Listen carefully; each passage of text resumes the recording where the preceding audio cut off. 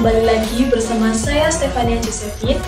Dan pada kesempatan kali ini, saya dan teman saya akan menjelaskan mengenai apa sih alih fungsi lahan itu. Alih fungsi lahan sendiri biasa disebut juga dengan konversi lahan, di mana adalah perubahan fungsi sebagian atau seluruh kawasan lahan dari fungsinya yang semula menjadi fungsi lain yang membawa dampak negatif terhadap lingkungan dan potensi lahan tersebut. Alih fungsi lahan sendiri memiliki dua sifat. Yang pertama bersifat sementara, dan yang kedua bersifat permanen. Nah, bersifat sementara karena dapat diolah kembali menjadi fungsi semula. Alih fungsi lahan permanen bersifat permanen karena tidak bisa digunakan kembali seperti fungsi awalnya. Selanjutnya yaitu definisi alih fungsi lahan. Alih fungsi lahan sendiri berawal dari permintaan komoditas pertanian, terutama komoditas pangan yang kurang elastis terhadap pendapatan dibanding permintaan komoditas non-pertanian. Oleh karena itu, pembangunan ekonomi yang berdampak pada peningkatan pendapatan penduduk cenderung menyebabkan naiknya permintaan komoditas non-pertanian dengan laju tinggi dibanding permintaan komoditas pertanian. Selanjutnya adalah pola dan karakteristik dari alih fungsi lahan. Pola dari alih fungsi lahan sendiri dapat ditinjau oleh beberapa aspek. Yang pertama, alih fungsi lahan yang dilakukan secara langsung oleh pemilik lahan yang bersangkutan. Digunakan untuk merubah penggunaan lahannya, antara lain pemenuhan kebutuhan akan tempat tinggal dan peningkatan pendapatan melalui alih usaha. Yang kedua, alih fungsi lahan yang diawali dengan alih penguasaan lahan yang bertujuan pemilik lahan menjual kepada pihak lain yang akan memanfaatkannya untuk usaha non-pertanian.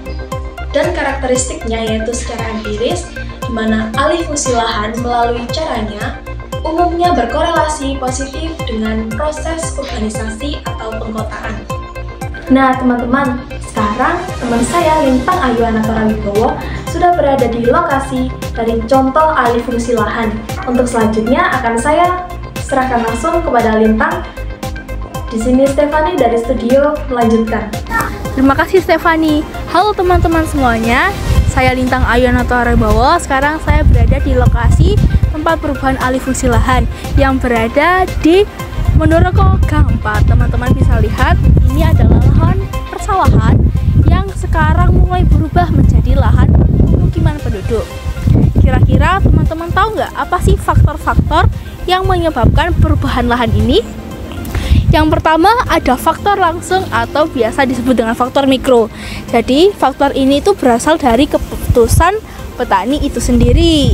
Karena kondisi sosial ekonomi petani seperti pendidikan, pendapatan, lalu kemampuan secara ekonomi, pajak tanah, harga tanah, dan lokasi tanah. Lalu ada faktor yang kedua, yaitu faktor tidak langsung atau biasa disebut dengan faktor makro. Faktor makro ini mempengaruhi faktor-faktor lain yang nantinya berpengaruh terhadap keputusan petani untuk mengambil keputusan. Lanjut yang kedua ada dampak dari alih fungsi lahan. Yang pertama dampak secara langsung. Dampak secara langsung yang pertama contohnya seperti hilangnya lahan pertanian yang subur, hilangnya investasi dalam infrastruktur irigasi, lalu ada kerusakan natural landscape dan masalah lingkungan lainnya. Lalu dampak yang kedua secara tidak langsung, yang pertama inflasi penduduk dari wilayah perkotaan ke wilayah tepi kota. Lalu perubahan lahan pertanian menjadi lahan non pertanian yang akan mempengaruhi keseimbangan ekosistem lahan pertanian. Sekian dari saya, kembali ke Stefani. Nah teman-teman gimana? Udah mulai ngerti kan tentang apa itu alih fungsi lahan? Jika sudah, maka sampai di sini video penjelasan dari kami berdua. Saya Stefania Josephine dan saya Lintang Ayu Anatora Wibowo. Kami pamit undur diri dan terima kasih atas perhatiannya. Dadah!